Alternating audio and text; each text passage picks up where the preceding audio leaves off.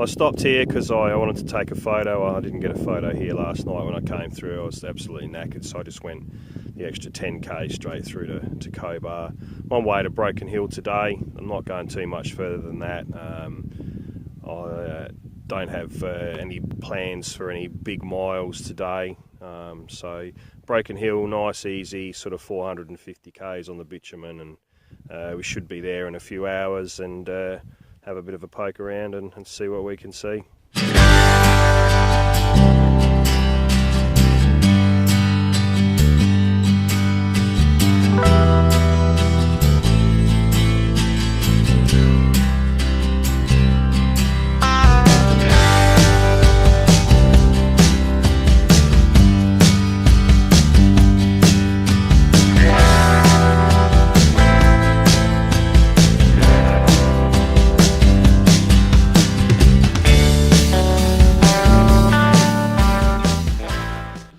It was another beautiful morning that greeted me after my overnight stay in Cobar. With the tiring day I had yesterday, I was looking forward to a more relaxed and easy ride with the sun on my back and the black top stretching its way into the distance. The solitude gained from the vastness of the landscape was fulfilling, and there would be plenty of time to soak it up. I only really had a couple of concerns, and they were the goats and the kangaroos on the side of the road, deciding on the opportune time to spoil someone's day. Luckily for me, it wasn't my turn.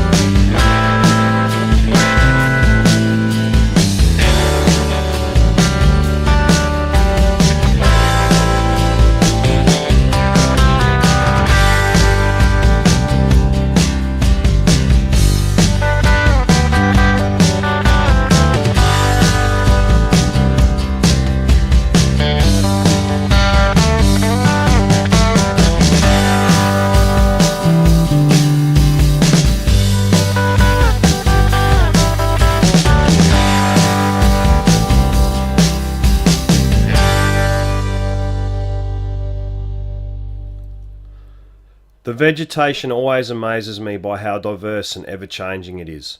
From rich green trees and shrubs towards Cobar to low salt bush of the floodplains of the Darling, it all changed again as we neared Wilcannia. The Darling River was very low and looked more like a creek. It was far from flowing.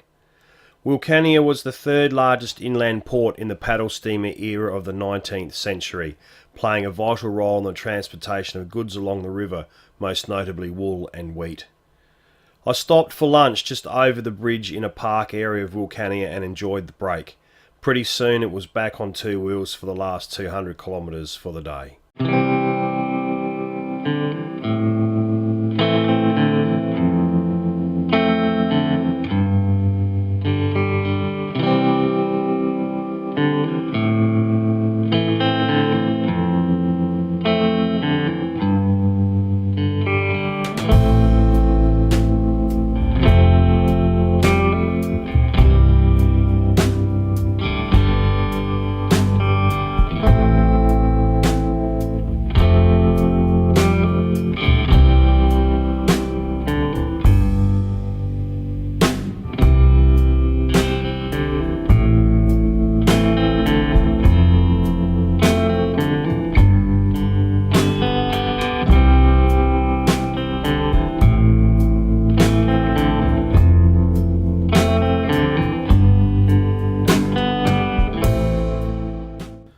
The terrain started to become more undulating, so Broken Hill was not too far away.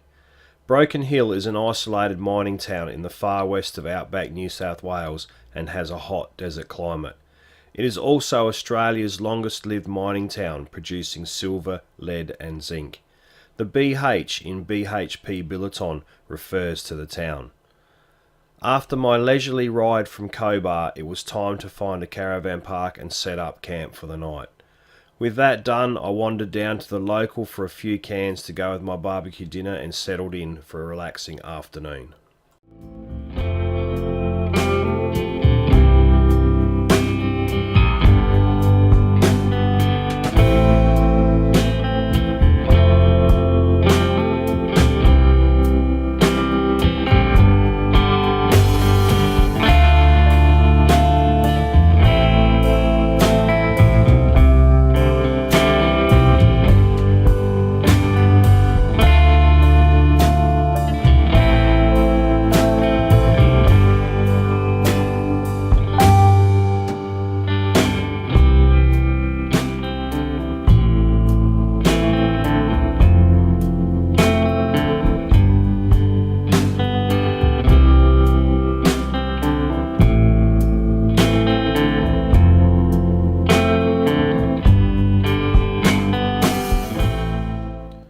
The weather on the next day wasn't as nice as it had been for the last few days.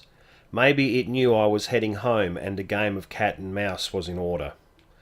After leaving the confines of Broken Hill, the landscape flattened out very quickly to low bush and horizon to horizon views. Although the scenery is the same kilometre after kilometre, the freedom you feel looking into the vastness that is Australia is both relaxing and frightening. Relaxing as there is no one for miles, no traffic lights, trucks, cars, buses or people hustling you along in their time stream, and frightening for the same reasons, because if you need help, there is no one to lend a hand. I stopped for a rest at the Bra Tree. Some things, I guess, are better left unsaid. Needless to say, it was an uplifting experience.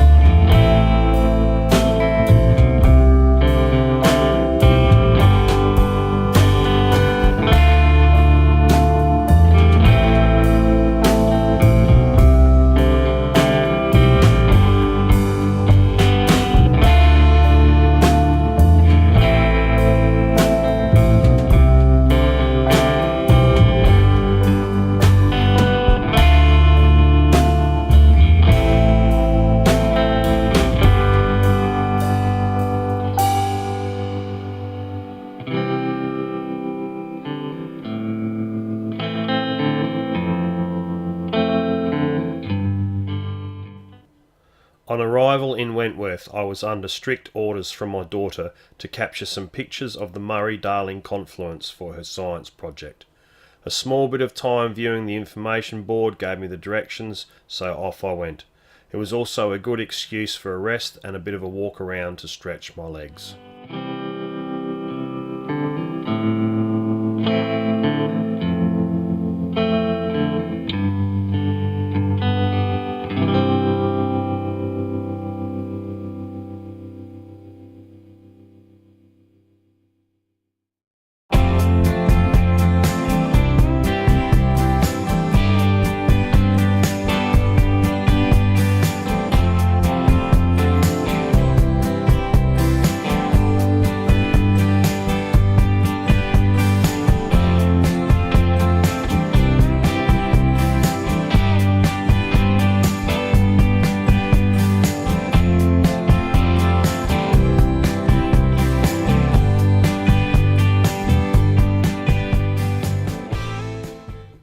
My destination for today was my father's place in the Riverland of South Australia, and I was eager to get back on the dirt.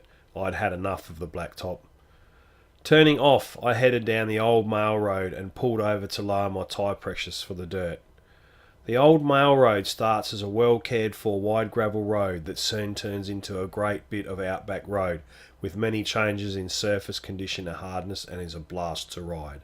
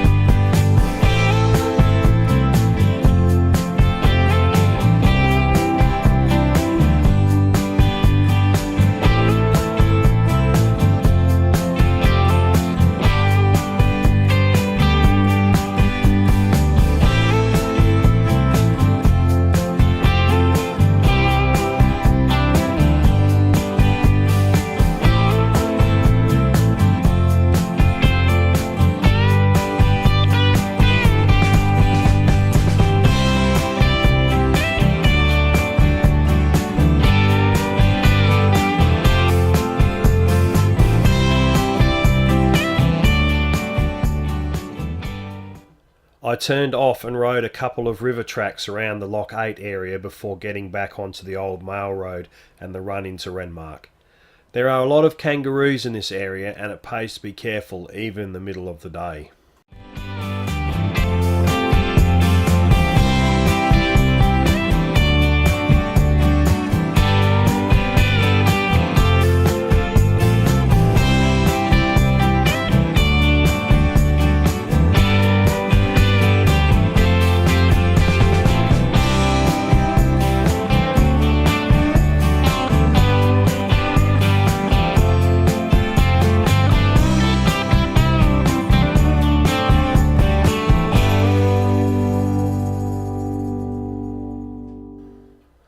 Leaving my dad's place and heading back to Adelaide the next day was the worst. Not only was my 5-day adventure over, the weather had become unpredictable and it was raining and showering intermittently. I managed a bit of helmet cam video, however, every time I tried to take a setup shot, the weather made sure I wasn't able to. I stuck to the dirt for as long as I could and took Pipeline Road until I reached Anguston, where I reluctantly rode the bitumen home to speed things up and keep me from getting soaked.